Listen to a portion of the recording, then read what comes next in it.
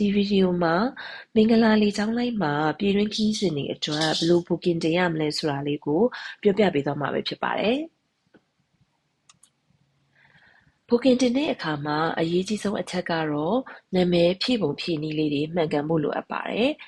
လေကြောင်းလိုင်းကသတ်မှတ်ထားတဲ့ဖြည့်ပုံဖြည့်နည်းလေးတွေအတိုင်းဖြည့်မှသာလျှင်လေယာဉ်ပေါ်စီးနင်းခွင့်ရမှာဖြစ်ပြီးတော့တစ်ခုခုများလွဲမှားခဲ့မယ်ဆိုရင်တော့လေယာဉ်စီးလို့မရတဲ့အထိ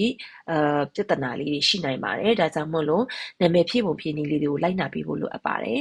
။မင်္ဂလာလေကြောင်းလိုင်းမှာဆိုရင်သူက name ဖြည့်ခိုင်းတယ်surname ဖြည့်ခိုင်းတယ်ပေါ့နော်။အဲ့တော့ဒီမြန်မာနိုင်ငံသူနိုင်ငံသားတွေအတွက်ဆိုရင်တော့ကိုယ့်ရဲ့နာမည်ကတစ်လုံးပဲဖြစ်ဖြစ်နှလုံးပဲဖြစ်ဖြစ်ပေါ့နော်သုံးလုံးပဲဖြစ်ဖြစ်လေးလုံးပဲဖြစ်ဖြစ်အလွယ်တကူမှတ်မယ်ဆိုရင်တော့ကိုယ့်ရဲ့နာမည်နောက်ဆုံးနာမည်ကိုစာနိမ့်မှာဖြည့်ပြီးတော့အရှိကကျန်တဲ့နာမည်တွေအကုန်လုံးကို name ဆိုတဲ့နေရာမှာဖြည့်လိုက်ရင်အဆင်ပြေပါတယ်။ဒါပေမဲ့နာမည်တစ်လုံးနဲ့ရှိတဲ့သူအတွက်ဆိုရင်တော့ဥပမာတင်ကီပေါ့နော်နာမည်တစ်လုံးနဲ့ရှိတဲ့သူအတွက်ဆိုရင်တော့ name မှာလည်းတင်ကီဖြည့်ပြီးတော့စာ name မှာလည်းတင်ကီလို့ဖြည့်ပေးရပါမယ်အဲ့တော့မင်္ဂလာမှာ booking တင်ဖို့အတွက်ဘာတွေလိုအပ်မလဲဆိုရင်နာမည်လိုအပ်ပါတယ်ပြီးတော့မွေးနေ့လိုတယ်မှတ်ပုံတင်နံပါတ်လိုတယ်ပြီးတော့ဒီသွားမဲ့ခရီးသည်ရဲ့ဖုန်းနံပါတ်လိုအပ်ပါတယ်ဒါပေမဲ့ booking တစ်ခုမှာမိသားစုလိုက်ခီးသွားကြတယ်ပေါ့နော်အဲ့ဒါဆိုရင်တော့ဖုန်းနံပါတ်ကတစ်ခုရှိရင်လုံလောက်ပါပြီအကုန်လုံးရဲ့ဖုန်းနံပါတ်မလိုအပ်ပါဘူးเนาะ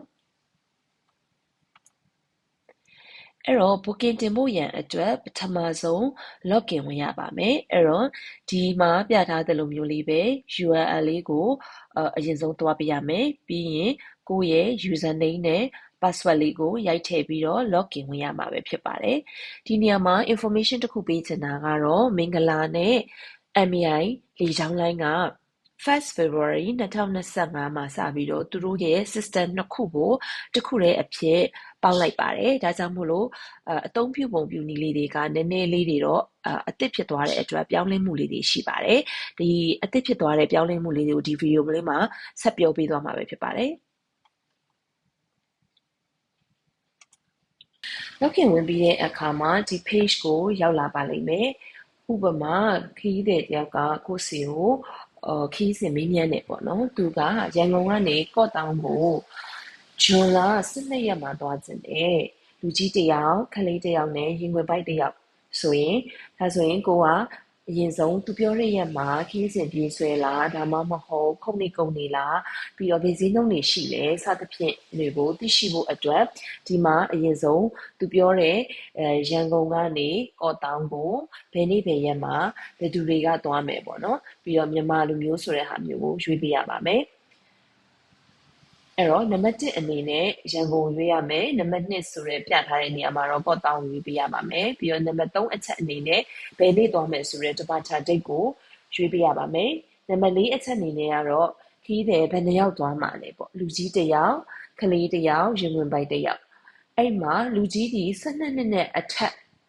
မှန်သမျှသူကလူကြီးစည်ရင်ဝင်တယ်ကလေးဆိုရင်တော့အသက်2နှစ်ကနေ12နှစ်ကြားဆိုရင်တော့သူကခလေးစည်းနှုံးနဲ့သူကလေရင်စီးခွင့်ရှိပါတယ်အကယ်၍မွေးကင်းစားကနေအသက်2နှစ်နဲ့အောက်ဆိုရင်တော့သူကရင်ဝင်ပိုက်အနေနဲ့လေရင်လက်မှတ်ဝယ်ပေးရပါမယ်ပြီးတဲ့နောက်မှာတော့ဒါပြည်တွင်းဖြစ်တဲ့အတွက်ပြည်တွင်းမှာမြန်မာ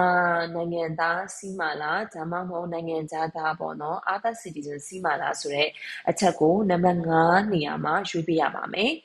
ဒီ9ခုလုံးရွေးပြီးပြီသေချာပြီဆိုရင်တော့ search flight ဆိုတဲ့နေရာကိုနှိပ်ပေးရပါမယ်အဲ့လိုနှိပ်လိုက်တဲ့အခါမှာသူရွေးချယ်ထားတဲ့12ရက်ဇွန်2025မှာခီးစဉ်ကရှိတယ်ပြီးတော့ခုံကလည်းမကုန်နေသေးဘူးအကယ်၍ခုံကုန်နေရဆိုရင်တော့ဒီနားမှာဈေးနှုန်းမပြဘဲနဲ့ no seat ဆိုပြီးတော့ပြနေပါလိမ့်မယ်အဲ့တော့အဲ့ဒီမှာရန်ကုန်ကနေကော့တောင်ကိုမနက်6နာရီမှာလေယာဉ်စထွက်ပြီးတော့ကော့တောင်ကိုမနက်8:45မှာရောက်မယ်လို့ဒီမှာပြထားပါတယ်ဈေးနှုန်းအပြင်ကတော့ဒါဒီဟာပြထားတာတော့လူကြီးဈေးနှုန်းဖြစ်ပါတယ်8,200,000ကျပါတယ်အဲ့ဒီမှာမှကိုကခုံတွေကိုဆက်ကြည့်မယ်ဆိုရင်ဒီနေရာလေးကို click နှိပ်လိုက်ပါနော် နှိပ်လိုက်တဲ့အခါမှာတော့အခုလိုပြထားသလိုမျိုးပဲသူကဘယ် class မှာတော့ဘယ်နှခုံကျန်သေးတယ်ဘယ်ဈေးနှုန်းနဲ့ပေါ့နော်သူ့ထက်အဆင့်တစ်ဆင့်မြင့်တဲ့ class မှာ G class မှာဆိုရင်တော့6ခုံကျန်သေးတယ်သူကတော့ခုနက class ထက်2000ပိုများတယ်ဈေးနှုန်းအပြင်ဆိုတော့8,4200ပေါ့အဲ့တော့အခုယူမဲ့ဟာက3ယောက်စာပဲဖြစ်တဲ့အတွက်တော့ဒီ K class နဲ့ဒီဈေးနှုန်းနဲ့ရပါသေးတယ်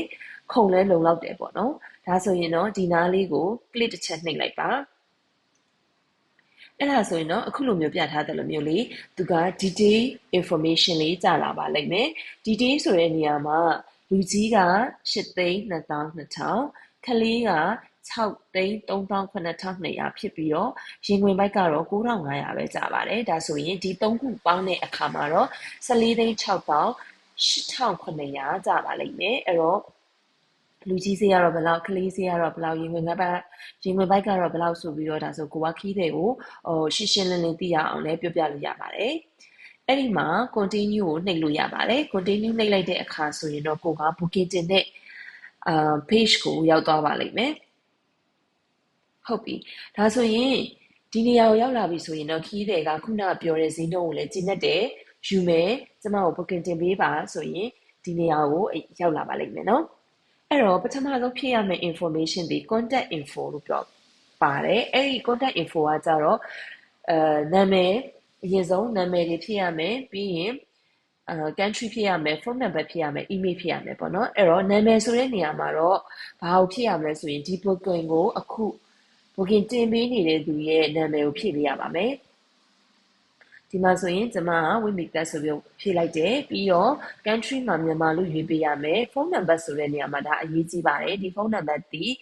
ခီးတဲ့ရဲ့ဖုန်းနံပါတ်ဖြစ်ဖို့လိုပါတယ်ခီးတဲ့အမြဲတမ်းကင်တော့ဖုန်းနံပါတ်ဖြစ်ရင်ပိုကောင်းပါတယ်ဘာဖြစ်လို့လဲဆိုတော့လေချောင်းလိုင်းကတစ်ခုခုအပြောင်းလဲတစုံတရာရှိခဲ့တယ်ဆိုရင်ဒီဖုန်းနံပါတ်ကိုသူတို့ကအကြောင်းကြားမှာဖြစ်ပါတယ်ဒါဆိုရင်လေချောင်းလိုင်းနဲ့ခီးတဲ့နဲ့ဓာတ်ရိုက်ချိတ်ဆက်သွားနိုင်တဲ့အတွက်မလိုလားအပ်တဲ့ကြံ့ကြာမှုတွေလည်းဖြည့်ရှင်းပြီးသားဖြစ်သွားမယ်ပေါ့နော်ပြီးရင်တော့ email နေရာမှာတော့ဒီရွှေကိုရဲ့ email ပေါ့နော်အခုဒီ booking ကိုတင်နေတဲ့သူရဲ့ email လည်းဖြည့်လို့ရပါတယ်အဲ့တော့ကျွန်မတို့ရွှေကို.myanmar@gmail.com ဖြည့်ထားပါတယ်ဒီအဖြစ်ပြီးပြီဆိုရင်တော့ကို contact info ဖြည့်တာပြီးသွားပါပြီနောက်တစ်ဆင့်အနေနဲ့ကတော့ခီးတဲ့ရဲ့ information တွေကိုဖြည့်ရတော့မှာပဲဖြစ်ပါတယ်ဒါဆိုရင်သူက scroll down လေးနဲ့အောက်ကိုနည်းနည်းဆွဲပြီးရင်ဒီ number 1 passenger အထောက်ဆိုတဲ့နေရာကိုရောက်သွားပါလိမ့်မယ်နော်အဲ့တော့ passenger အထောက်မှာဒီ page ကအရေးကြီးဆုံးပဲဖြစ်ပါတယ်ခရီးသည်ရဲ့ information တွေအချက်လက်တွေကိုမှန်ကန်စွာဖြည့်ဖို့လိုပါတယ်အဲ့တော့ဒီမှာပြထားတဲ့သူပဲ number 1ကနေ number 8ထိအဆင့်ဆင့်ရှိပါတယ်အဲ့တော့ number 1နေရာမှာ gender ကိုရွေးပေးရမှာပါ gender ဆိုတာမိန်းမလားယောက်ျားလားပေါ့နော် male လား female လားအရင်ဆုံးရွေးပေးရမယ်ဥပမာဒီလူကြီးဒီမိန်းကလေးလားယောက်ျားလေးလားပေါ့နော်အဲ့တော့ကျွန်မကဒီမှာ female လို့ရွေးထားတယ်မိန်းကလေးပေါ့အဲ့ဆိုရင်နံပါတ်2အနေနဲ့ title ကိုရွေးပေးရပါမယ်မိန်းကလေးဖြစ်ပြီဆိုရင်ဒီဘက်ညာဘက်မှာပြထားသလိုမျိုးပဲယောက်ျားလေးဆို MR ကိုရွေးပေးပါမိန်းကလေးဆို MS ကိုရွေးပေးပါ MRS ဆိုတဲ့ဟာကိုလည်းရွေးလို့ရတယ်ဆိုပေမဲ့အမြဲတမ်း MS ကိုရွေးရင်ပို့ပြီးတော့အဆင်ပြေပါတယ် boy ဆိုတာကတော့ဒါခလေးပေါ့နော်ခလေးထဲမှာယောက်ျားလေးဆို MSDR ကိုရွေးပါ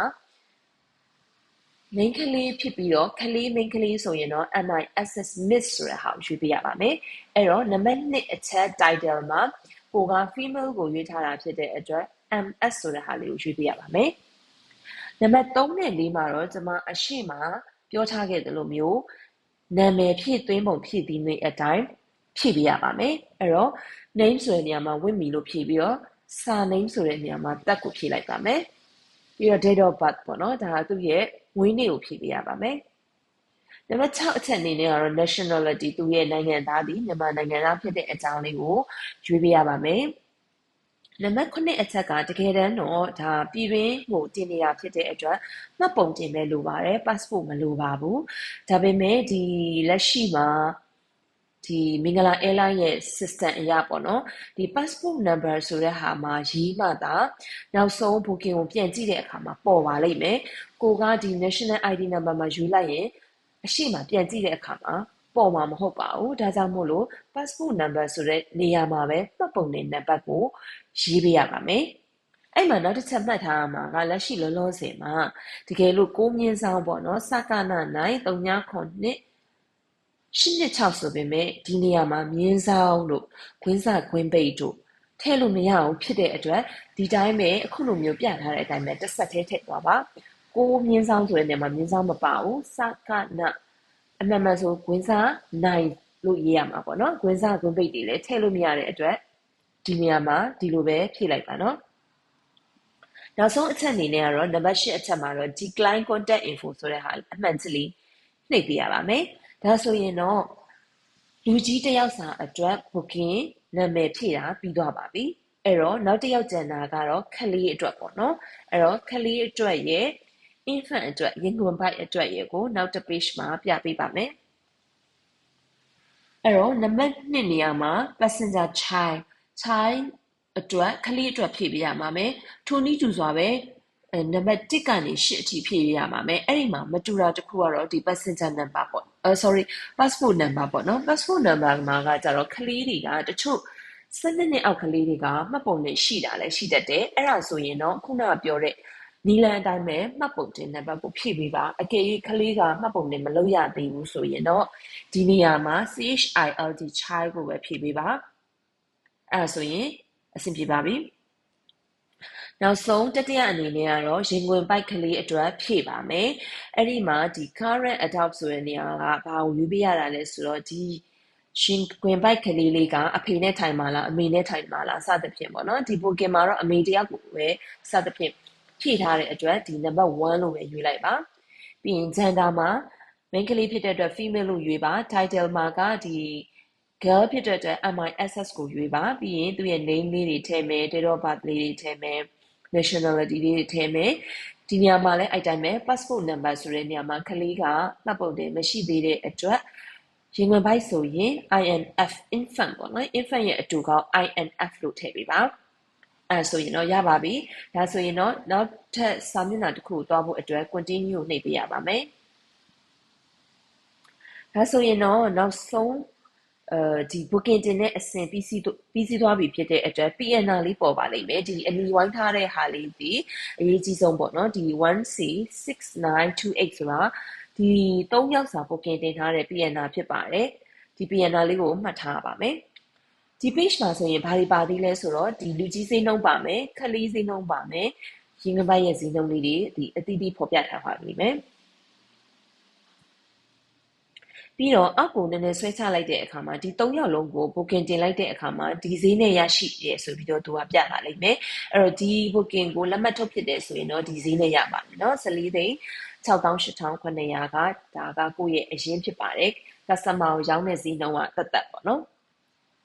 အဲ့တော့ဒီဟာကိုကြည့်ပြီးပြီဆိုရင်အောက်လေးကိုနည်းနည်းဆွဲချပြီးတော့ show reservation ကိုနှိပ်ပေးရပါမယ်ဒါကဘာပြန်လုပ်တာလဲဆိုတော့လက်ရှိအခုတင်ထားတဲ့ PNR ကိုကပြန်ကြည့်တာပဲဖြစ်ပါတယ်အသေးစိတ်ပြန်ကြည့်ပြီးတော့ခီးတွေကို screenshot ရိုက်ပို့ပေးရမှာဖြစ်တဲ့အတွက် show reservation လေးကိုနှိပ်ပေးပါအဲ့တော့ show reservation နှိပ်လိုက်တဲ့အခါမှာအခုလိုမျိုးပဲပေါ်လာပါလိမ့်မယ်ဒီစာမျက်နှာမှာလုံးဝ information အပြည့်စုံပါပါတယ်ဒီဟာဒီ PNR number 6လုံးဖြစ်ပါတယ်ပြီးတော့ဒီမှာခီးတဲ့3ယောက်ရဲ့ information တွေအပြည့်စုံပါတယ် female child infant သူတို့ရဲ့ဝင်းနေလေးတွေပါတယ်နောက်သူတို့ရဲ့ passport number ပါတယ်အဲ့တော့ဒီ passport number ဆိုတဲ့နေရာမှာအခုလိုမျိုးလေးပေါ်အောင်အတွက်ကျမတို့ကခုနက passport number ဆိုတဲ့ဟာလေးမှာဖြည့်ရတာဖြစ်ပါတယ် NRIC ဆိုတဲ့ number ဖြည့်ထားရင်ဒီနေရာမှာမပေါ်ပါဘူးအဲ့တော့ပြန်စစ်ရတာမလွယ်ကူပါဘူးပြီးတော့သူတို့3ယောက်သွားမဲ့ခီးစဉ်ရဲ့ information တွေပြပါလိမ့်မယ်သူကရန်ကုန်ကနေကော့တောင်းကို12ရက်6လ2025မှာ K class နဲ့သွားမှာပါအဲ့ဒီမှာတခုသတိထားရမှာတော့ status ပဲဖြစ်ပါတယ် status မှာ HK လို့ပြနေတာဒါ confirm ဖြစ်လို့ပါကိုယ့်ရဲ့ booking ဒီခုံနေရရလိုက်တယ်ဆိုတဲ့သဘောပါတချို့ booking တွေက booking တင်လို့သာတင်လိုက်တယ်ခုံနေရမရလိုက်တာမျိုးရှိပါတယ်အဲ့ဒါဆိုရင် HK ဆိုတဲ့ information မပေါ်ပါဘူး HK ဆိုတဲ့ status မျိုးမပေါ်ပဲရှိတတ်ပါတယ်ဒါကြောင့်မလို့ booking ရသွားသည့်တိုင်အောင်ဒီ status လေးကို HK ဖြစ်လားမဖြစ်လားကိုလာစစ်ဆေးသင့်ပါတယ်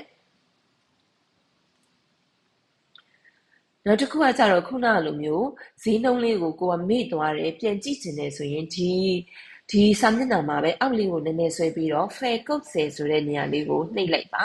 ဒါဆိုရင်လည်းခုနကဈေးနှုန်းပြတဲ့ page လေးကိုပြန်ရောက်သွားပါလိမ့်မယ်ခုက booking တွေတင်ပြီးသွားပြီဆိုရင်နောက်ပိုင်းမှာ additional service အနေနဲ့ခရီးသည်ကဥပမာပေါ့နော်သူ့ကိုခုံရေးပေးပါတို့သူက KC ထပ်ဝယ်ခြင်းနဲ့ပေါ့နော်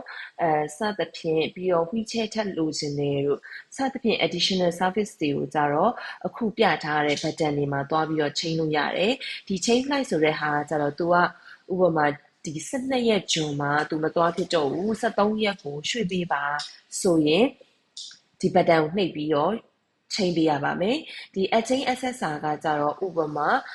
wheelchair တွေပါဝယ်စင်တယ်ဆိုရင် exchange SSR မှာတွားလုပ်ပေးရမယ် C select ဆိုတာကတော့ခုံကြိုရွေးချင်တယ်ဆိုရင်ဒီ button ကိုနှိပ်ပြီးတော့လုပ်ပေးရမယ် by express by level ဆိုတာကတော့သူကbaggage တွေကအများကြီးဖြစ်နေတယ်အဲ့အတွက်သူက kg ပို့လို့ချင်တယ်ဆိုရင်ဒီ button ကိုတွားပြီးတော့လုပ်ပေးရမှာပဲဖြစ်ပါတယ်ဒါကတော့နောက်ပိုင်း service တွေဖြစ်တဲ့အတွက်booking တင်ပြီးမှလည်းလုပ်လို့ရတယ်လက်မှတ်ဖြတ်ပြီးမှလည်းလုပ်လို့ရပါတယ်အဲ့တော့အဆုံးထိကြည့်ပေးတဲ့အတွက်ကျေးဇူးတင်ပါတယ်